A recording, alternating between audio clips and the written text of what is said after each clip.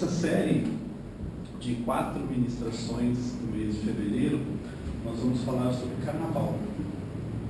Vamos abordar aquilo que tem a ver com o Carnaval do ponto de vista cultural e também espiritual. Como nós vamos ter 4 domingos, então cada domingo a gente vai falar de um tema específico relacionado com esse conteúdo. Hoje a gente vai fazer mais uma introdução. Na próxima semana, então, a gente fala das origens do Carnaval, para depois iniciar, então, a questão das influências culturais que o Carnaval exerce sobre a vida das pessoas na sociedade e terminamos, então, falando da questão espiritual. O que a gente sabe a respeito do ser humano é que o ser humano gosta de comemorar, na verdade. Casamento, aniversário, happy hour, conquistas, faz parte da natureza humana esse desejo de celebrar. É claro que a gente não celebra tudo, por exemplo, não se celebra a morte. Se bem que, olha só que coisa interessante, no México celebra, eles têm o Dia dos Mortos, que é uma festa. Então lá para o México, comemorar o Dia dos Mortos é uma festa. Eles vão para o cemitério, tocam música, dançam, levam a comida que o morto mais gostava, tocam a música que o morto mais gostava, e é assim, eles comemoram o Dia dos Mortos. O Brasil não tem esse hábito. Como disse a Rosana, graças a Deus. Mas é da natureza humana celebrar, é da natureza humana fazer comemorações.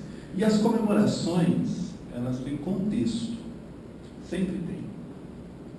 É muito comum no contexto social, então você comemora e celebra um casamento, faz festa de aniversário, porque acaba sendo realmente um evento social, uma motivação social, de juntar os amigos, de juntar as pessoas mais próximas para comemorar.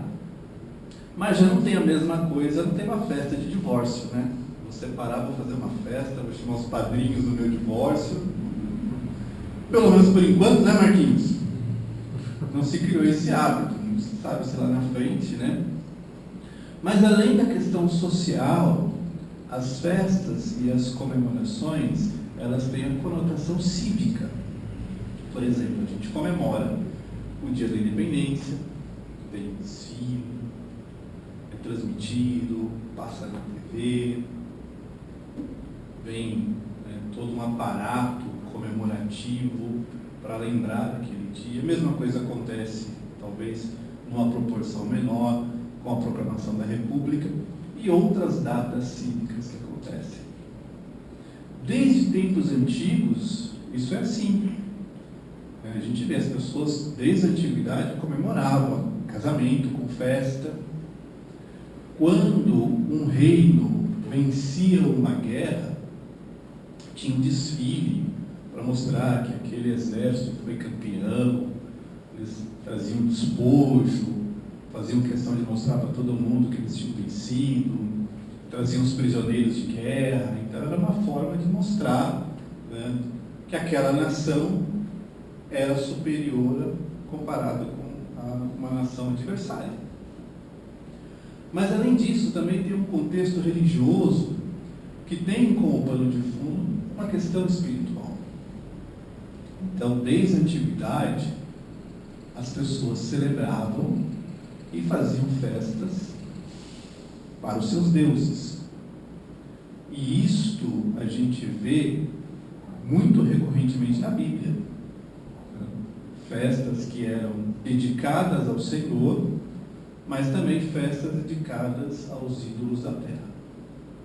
Então, a comemoração, em linhas gerais, ela sempre tem esses 3 contextos. Pode ter alguma coisa que se intercala, né? Uma motivação religiosa, junto com uma motivação social. Acho que o casamento é um bom exemplo para isso, porque quando você casa na igreja, você traz seus amigos, seus convidados e espera receber a bênção do Senhor no seu casamento. Então você vê que tem uma questão social e também tem uma questão espiritual. Então é muito comum que esses temas se sobreponham. Então, em alguns casos pode ser que seja meramente um desses três, ou pode ser que tenha uma combinação deles acontecendo, né? Olha só alguns exemplos na Bíblia com relação a comemorações, festas. Aqui, o povo de Israel tinha atravessado o Egito, o Mar Vermelho. O exército de Faraó tinha sido eliminado, destruído pelas águas do mar. E olha só o que aconteceu em Êxodo no capítulo 15, versículos 20 e 21, diz assim, olha, a profetisa Miriam, irmã de Arão, e consequentemente irmã também de Moisés, pegou um tamborim, e todas as mulheres saíram atrás dela, com tamborins também, e com danças, e Miriam lhes respondia, cantem ao Senhor, porque triunfou gloriosamente, lançou no mar o cavalo e o seu cavaleiro. Então o que elas estavam fazendo? Dançando, cantando, tocando, fazendo uma festa. E era ela com todas as mulheres ali de Israel. Então, você imagina, naquele momento, o povo atravessa o mar, chega do outro lado, vê seus inimigos destruídos, as mulheres dançando, cantando, tocando, aquele som, aquele ritmo, todo mundo deve ter entrado na festa. Eu imagino que eles estavam extremamente felizes de saber que Deus tinha dado esse livramento sobrenatural. Continuando, aqui, segundo Samuel capítulo 6, é outro exemplo, mas agora com Davi. Quando a arca sai da casa de Obed-edom e vai para Jerusalém, olha só o que acontece. Avisaram o rei Davi, dizendo, o Senhor abençoou a casa de Obed-edom e tudo que ele tem, por causa da arca de Deus. Então Davi foi e com alegria trouxe a arca de Deus da casa de Obed-edom à cidade de Davi. Quando os que levavam a arca do Senhor tinham dado 6 passos, Davi sacrificava um boi e um animal gordo. Davi dançava com todas as suas forças diante do Senhor. Ele estava cingido de uma estola sacerdotal de linho. Assim Davi, com todo Israel, levou a arca do Senhor com júbilo e ao som de trombetas. Olha só, estola sacerdotal não era a roupa do rei. O rei não costumava usar uma estola sacerdotal. Naquele momento, Davi estava com uma. E você vê que ele dançava, como a gente leu, com todas as suas forças. Ele estava tão tomado de euforia, de alegria, de satisfação de poder levar a arca para a sua cidade, que ele dançava e não estava nem aí. E todo o povo se alegrou com júbilo e ao som de trombetas. Então você vê uma comemoração assim como aquela de Miriam, na rua, todo mundo vendo, todo mundo participando. Então acabou sendo um movimento popular, porque era o povo que estava ali junto com Davi levando a arca. Mas tem outro exemplo também, olha só esse aqui, Juízes capítulo 16, versículo 23. Época de Sansão. Os governantes dos filisteus se reuniram para oferecer um grande sacrifício ao seu deus Dagom, o deus dos filisteus. E para se alegrar, eles diziam, o nosso deus Dagom entregou o nosso inimigo Sansão nas nossas mãos. Com alegria no coração, disseram, mandem vir Sansão para que ele nos divirta. Trouxeram Sansão do cárcere e ele os divertia. Ora, o o templo estava cheio de homens e mulheres, e também ali estavam todos os governantes dos filisteus. E sobre o teto havia uns 3.000 homens e mulheres que olhavam enquanto Sansão os divertia. Sansão estava preso porque ele acabou falando para Dalila mais do que ele deveria, mais do que ele poderia, né? Ela cortou os seus cabelos, o Espírito de Deus já não agia mais na vida de Sansão, e aí o que aconteceu? Sansão foi preso e virou atração para os filisteus. E eles estavam ali fazendo o quê? Uma festa religiosa, porque eles estavam oferecendo sacrifícios para Dagon, deus dos filisteus.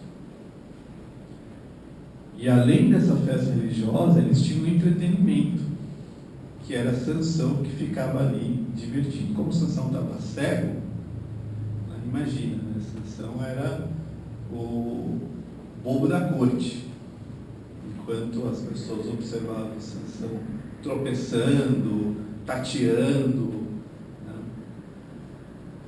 Talvez ele no coração imaginando: olha, eu fui um herói para Israel, venci os filisteus e agora eu estou aqui de atração pública. Mas foi uma festa. Essa tinha uma conotação cívica, porque era uma conquista que eles estavam comemorando, mas tinha também uma questão espiritual. Eles estavam oferecendo um sacrifício e ao mesmo tempo se divertindo com aquela situação. Olha só esse outro exemplo. Êxodo 32. Moisés estava recebendo no monte as orientações do Senhor a respeito das leis para o tabernáculo, das orientações para o tabernáculo. O povo começou a imaginar que Moisés estava demorando demais.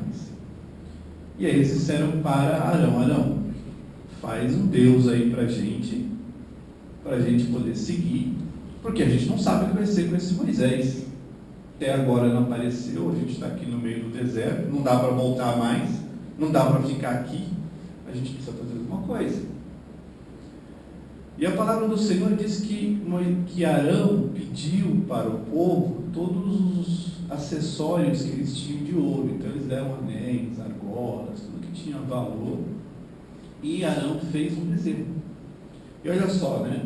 Arão, vendo isso, edificou um altar diante do bezerro e fez a seguinte proclamação: amanhã haverá festa ao Senhor. Mas como era a festa para o Senhor, se era um bezerro que estava ali? Contradição, né, no discurso. No dia seguinte, madrugaram, porque para a festa o povo acorda cedo, né? Não é verdade, Marquinhos? Né? Ofereceram holocaustos, trouxeram ofertas pacíficas, e o povo sentou-se para comer e beber, e levantou-se para se divertir. Então estava lá todo mundo comendo, bebendo, e se levantou para se divertir. A palavra hebraica, que foi traduzida como divertir aqui, ela tem um sentido diferente daquilo que a gente está habituado a imaginar. Divertir no sentido de se alegrar, conversar, bater papo, dar risada, não é a conotação que está aqui.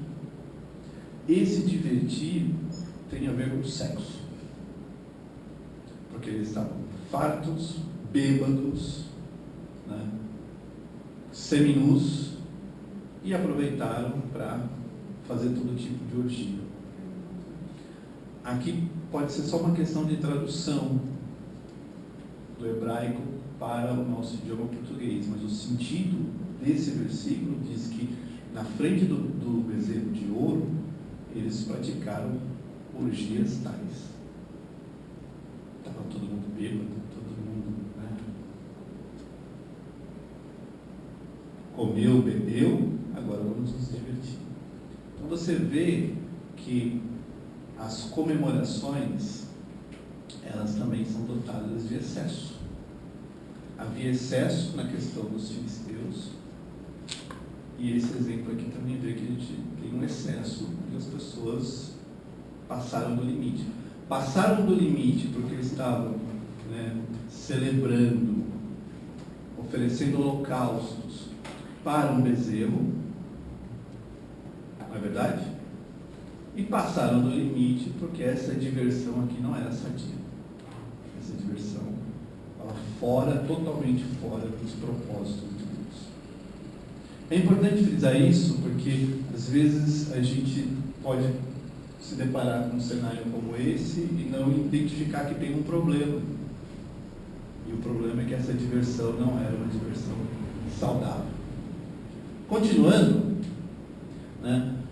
Deus, entendendo a natureza humana, porque Ele é o Criador do ser humano, Ele também estabeleceu festas para o povo de Israel.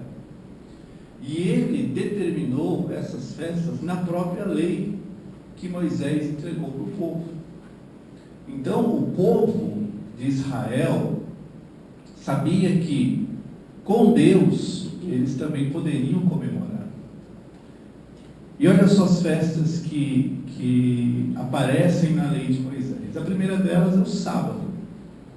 O sábado era para ser comemorado de que forma? Com descanso. O jeito de celebrar a festa do sábado era descansar e não fazer nada. Nada em que sentido? Nenhum trabalho braçal. Eles não poderiam lavrar, não poderiam carregar, não poderiam colher, não poderiam nada fazer, né? Esforço físico. Deveriam descansar.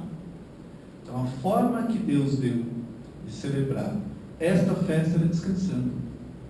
E tinha uma razão, porque como Deus havia descansado no sétimo dia, Ele queria que o povo descansasse também, para que o povo não se tornasse escravo do seu próprio trabalho. Outra festa que tinha, a festa da Páscoa. E era uma celebração onde eles faziam jantar. Então, tinha um cordeiro, que era assado. Eles normalmente usavam nessa ocasião roupas de quem estava para sair, não roupas de quem ficaria em casa, mas à vontade. Comiam ervas amargas. Dá um exemplo de erva amarga. Daqui mesmo, pode ser. Rúcula. Se fosse lá, seria rúcula, né? Almeirão, não sei se alguém conhece.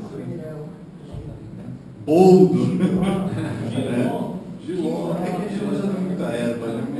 Enfim, só para dar alguns exemplos. Se fosse aqui, mas era uma festa.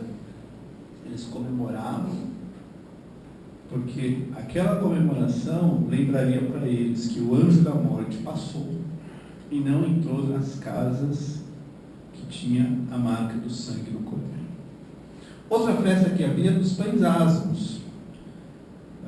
Durante 7 dias eles tiravam todo o fermento de casa, não podia fazer nada com o fermento.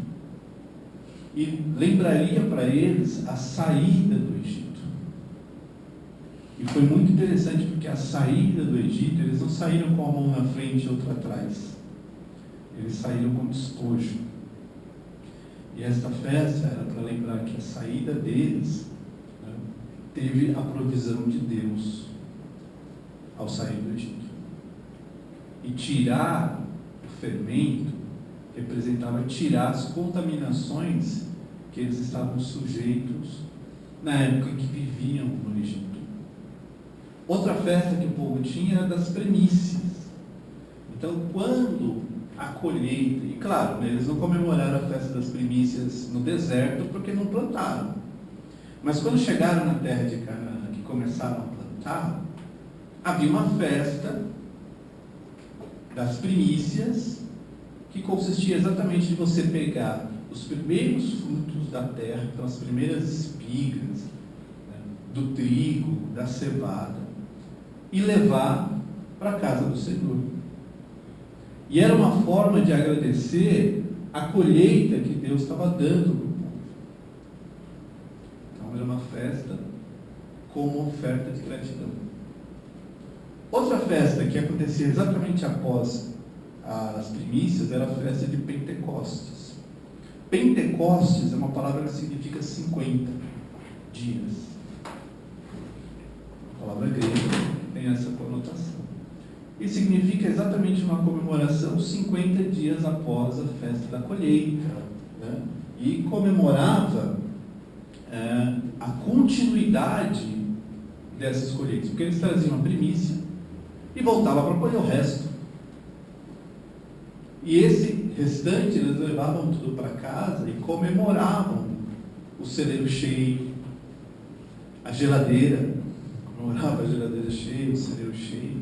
Era uma forma deles se alegrarem com aquilo que eles tinham plantado e colhido. Foi na festa de Pentecostes que o Espírito Santo desceu sobre a igreja que estava reunida no cenáculo e iniciou ali um novo tempo, um tempo onde o Espírito Santo foi derramado sobre toda a casa. Outra festa que eles tinham era a festa das trombetas. Trombeta aqui não é como a gente imagina, assim, esse instrumento musical que nós temos, mas era um chifre, às vezes de carneiro, né? Onde eles tocavam, e essa festa, ela comemorava então o início de um novo ano. Tocavam, e para os judeus ali começava um novo ano, um novo ciclo, um novo momento. Outra festa que eles tinham para comemorar era a festa da expiação. Era uma das festas mais importantes que tinha em Israel. A Páscoa e a expiação eram extremamente especiais para eles. E a expiação, inclusive, determinava que todo mundo tinha que participar. E quem não participasse era eliminado do meio do povo. Porque essa festa comemorava a retirada dos pecados que a nação tinha cometido durante aquele ano. Então, quando chegava a festa da expiação, tinha um sacrifício. E era o momento que não individualmente, mas a nação inteira recebia o perdão de Deus por todos os pecados que eles tivessem cometido. Não participar, para eles, representava não receber esse perdão, continuar com a culpa. E continuar com a culpa era motivo de tirar a pessoa do convívio de Israel. Então era muito importante.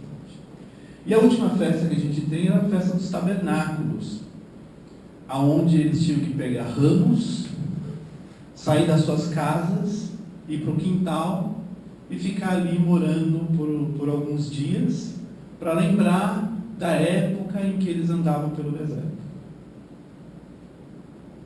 E ao comemorar a festa dos tabernáculos, isso servia para eles de memorial de que por 40 anos Deus sustentou aquela nação em todos os dias que eles andaram pelo deserto. Estas festas são as festas que estão na lei, mas tem outras festas que não estão na lei. Por exemplo, a do Purim, lá na época de Esther. Não está na lei. Levíticos, Números, Deuteronômio, não está. Mas acabou sendo uma comemoração, porque lembra, o povo de Israel tinha uma sentença de morte. Naquele determinado dia, qualquer pessoa poderia matar um judeu. Ia ser um genocídio. Deus levantou Esther, Deus levantou Mordecai, e eles foram os agentes de Deus para quebrar aquela sentença. E Deus quebrou aquela sentença através da vida deles dois. E não é que a sentença deixou de existir, o rei não mudou. A ordem de matar continuou. Só que agora os judeus tinham uma lei dizendo assim, bem, então vocês podem se defender e se você matar alguém, está tudo certo, você está praticando legítima defesa. E no final das contas, ninguém praticamente quis matar os judeus e eles acabaram comemorando esse livramento com a festa do Purim. Né? E como era no Novo Testamento? A gente viu só coisas do Antigo Testamento. Mas olha só no Novo Testamento. João capítulo 2, versículo 1, é o casamento em Caná da Galileia. Diz o seguinte: 3 dias depois, houve um casamento em Caná. A mãe de Jesus estava ali, Jesus também foi convidado com seus discípulos para o casamento. Tendo acabado o vinho, a mãe de Jesus lhe disse: eles não têm mais vinho. Muitos casamentos em Israel desta época duravam 7 dias. Já pensou? É festa, não é? 7 dias. Todos duravam 7 dias? Difícil dizer, porque para fazer uma festa de 7 dias tem que ter recurso, né? Se é uma família um pouco mais, uma família pobre, talvez não tenha recursos suficientes para fazer uma festa de 7 dias. Mas no geral, pode-se dizer que sim, as festas duravam 7 dias. Em algum momento dessa festa de 7 dias, digamos assim, acabou o vinho. Então o que a gente percebe? Que as festas, elas continuaram existindo mesmo na época de Jesus. Então não era algo ligado ao Antigo Testamento. A humanidade não mudou depois que Jesus nasceu. Continuou celebrando. Mas tem um detalhe importante nessas celebrações. Olha só o que diz a palavra do Senhor em 1 Coríntios, no capítulo 10. O que quero dizer com isso? Paulo escreveu aos Coríntios. O que é sacrificado ao ídolo é alguma coisa? Ou que o próprio ídolo tenha algum valor? Não é o que ele quer dizer com isso. O que ele quer dizer com isso é que as coisas que eles, as pessoas, a sociedade na qual os coríntios estavam inseridos e, consequentemente, todos os demais povos sacrificam, são sacrificadas a demônios e não a Deus. E eu não quero que vocês estejam em comunhão com os demônios. Vocês não podem beber o cálice do Senhor e o cálice dos demônios. Não podem ser participantes da mesa do Senhor e da mesa dos demônios. Olha só que interessante. Quando Paulo escreveu para os Coríntios, um pouquinho antes desse capítulo 10, ele falou das coisas sacrificadas aos ídolos. E ele fala o seguinte: gente, o ídolo é só um pedaço de madeira, é só uma escultura que, se quebrar, não vai acontecer nada. Não vai ele sozinho se refazer.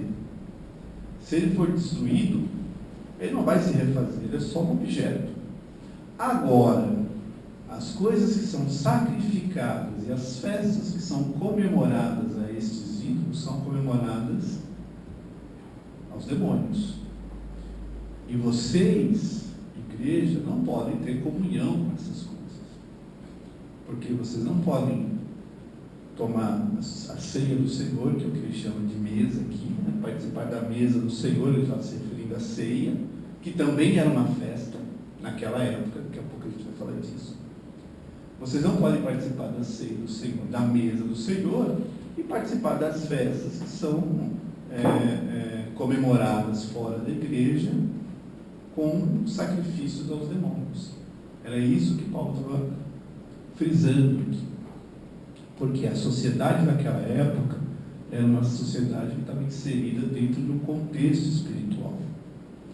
A ceia do Senhor, naquela época, e nos anos seguintes, era comemorada praticamente todo domingo. Todo domingo. Por quê? Porque eles faziam uma refeição. Levava-se o pão, levava-se o vinho, mas levavam-se também outras coisas para comer. Eles dividiam e comiam todos juntos. E era uma festa. Que fora, as pessoas que não participavam não entendiam bem o que era aquela festa. Olha só que coisa engraçada. As pessoas de fora da igreja achavam que a ceia era uma loucura. Porque eles achavam que as pessoas, como não podia entrar todo mundo, diferente das festas públicas, não podia entrar todo mundo, só as pessoas da igreja. Pior, as pessoas de fora achavam que os cristãos, eles cometiam todo tipo de incesto, porque eles chamavam todo mundo de irmão. Então eles se relacionavam com os irmãos, com as irmãs, todas as pessoas tinham uma ideia assim. E eles achavam que os cristãos que faziam essa festa da ceia, toda vez que se reuniam, matavam uma criança. E comiam a carne dessa criança e ainda bebiam o sangue dela. Então eles tinham essa noção de que a ceia era isso. Então para eles aquilo é um absurdo. Esses cristãos são loucos, eles matam criança e comem sangue, bebem o sangue e comem a carne. Então era assim que era percebido. Só que os cristãos percebiam as festas exatamente da forma com a qual Paulo colocou aqui. Isso é muito importante porque depois que os apóstolos começaram a morrer, a igreja continuou expandindo. No ano 70, Jerusalém, a cidade de Jerusalém, destruída. A igreja que estava em Jerusalém acabou sendo dispersa para outros lugares. Mas os cristãos já estavam no norte da África, já estavam em outros lugares da Ásia, já estavam chegando na Europa. E muitos desses cristãos eram gentios, que não tinham nenhuma ligação com os judeus, com a cultura dos judeus, com o passado dos judeus. Então o evangelho para eles era aquilo que estava sendo pregado. E refletia exatamente aquilo que eles estavam aprendendo a respeito de Cristo. Outro ponto é que, com o distanciamento da cultura judaica, eles acabaram tendo que olhar ao seu redor e ver que tinha uma outra cultura que agia constantemente no seu dia a dia. E daí a gente percebe que este mundo tinha dois elementos que atentavam diretamente contra os cristãos. O primeiro elemento era o sincretismo religioso. Era a prática dos romanos misturar as religiões. Inclusive, eles ensinavam e eles faziam questão de deixar bem claro para todos os povos conquistados que os deuses que esses povos adoravam eram os mesmos que os romanos adoravam, só que com outro nome. Então não tinha problema nenhum, era tudo igual. Você chama de uma coisa, eu chamo de outra, mas é a mesma coisa. Já ouviu essa história? Que Deus é o mesmo, Deus é igual, é o mesmo, só que com outro nome. Gente, isso já veio do século II. Século II, que a gente está falando de antes de 200 depois de Cristo. Outra coisa que acontecia é que os romanos exigiam culto ao imperador. E isso para os cristãos era impossível de se submeter. Porque para nós cristãos, culto é dado somente a Deus. Não dá para adorar outro. Então, essa questão do sincretismo e do culto ao imperador eram dois elementos que faziam com que os cristãos acabassem sendo oprimidos. Isso não é só uma questão de política, porque olha só o que acontecia. Esse sincretismo, a mistura dessas religiões todas com o culto ao imperador, fazia com que os cristãos fossem olhados pela sociedade como incrédulos, intolerantes, que não se submetem aos padrões normais de uma sociedade normal. Não parece coisa da época de hoje? Não parece? Quando fala que o cristão é intolerante, que ele não se sujeita, que ele não aceita, a norma vigente da sociedade. Gente, isso é século II. Já tinha isso. Então, o que acontece hoje já acontecia naquela época. E os cristãos, eles eram chamados de ateus. Por quê? Porque não adoravam os deuses que todo mundo adorava.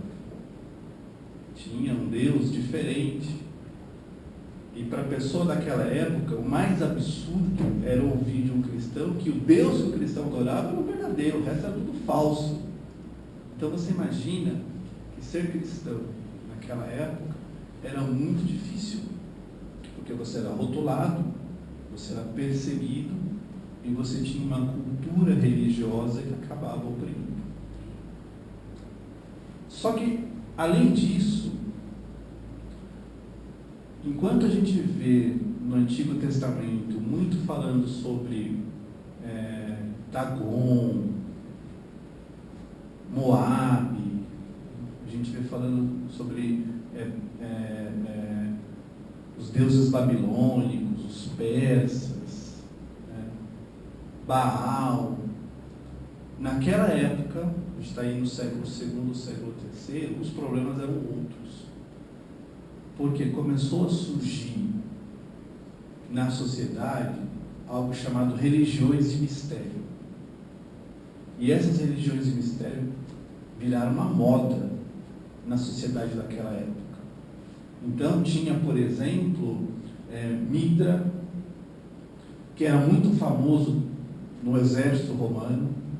Então era um tipo de deus que os soldados romanos adoravam. Isso fazia com que, se um cristão tivesse que entrar no exército romano, ele teria que submeter a adoração a esse Deus. Mas tinha também Ísis e Osíris. Tinha um mito que dizia que Sete, que era um deus egípcio, cortou as genitais de Ísis e Osíris e jogou no Nilo. E ao jogar no Nilo ficou fértil. E a fertilidade do Nilo veio disso aí. E os seguidores de Ísis e Osíris tinham o hábito de fazer as suas festas e mutilar as suas genitais. A festa era isso. Vamos lá, vamos. Navalha para lá e para cá. Cibeles e Átis tinham um mito onde as pessoas que participavam das suas festas, elas tinham que matar um touro e se banhar no seu sangue, porque elas recebiam toda a vitalidade, tanto sexual quanto força física do touro nas suas vidas. E elas colocavam o touro em cima, furavam e deixavam o touro sangrar até morrer, como se fosse um. Então essas eram as festas que se comemoravam lá, né? Os cristãos, eu já estou terminando, tinham que lidar com isso, tinham que defender a sua fé, tinham que continuar testemunhando a respeito de Cristo, mas isso durou no século II e no século III. Por quê? No século IV, a perseguição cessou. E o império passou a ser mais favorável aos cristãos. E aí o desafio da igreja era o seguinte: como mais pessoas estavam se convertendo, esses hábitos que a gente viu, esses mitos, as pessoas iam para a igreja com eles. E a igreja daquela época precisava lidar com essa situação. E a relação do carnaval começa exatamente desse ponto em diante. E aí a gente fala desse ponto. Então guardem isso. Acabou a perseguição, as pessoas começaram a chegar em grandes quantidades na igreja com essas práticas, e a igreja precisava lidar com isso. E é daí em diante que a gente vai chegar. Deus abençoe vocês.